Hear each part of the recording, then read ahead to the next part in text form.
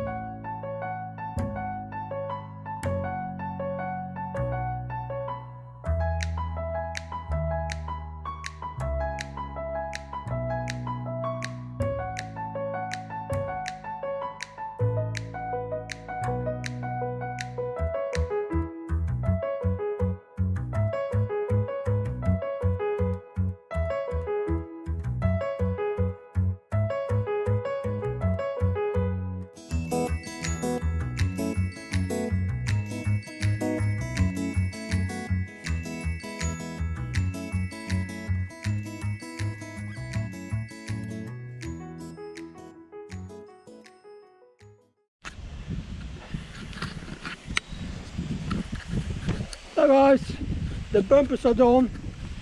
This is the front bumper.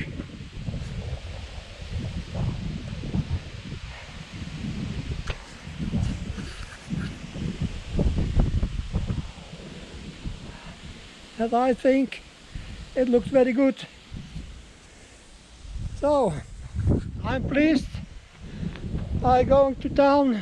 I'm driving to the town with my full Volkswagen Touran and buy some items I need today. Okay, bye, see you.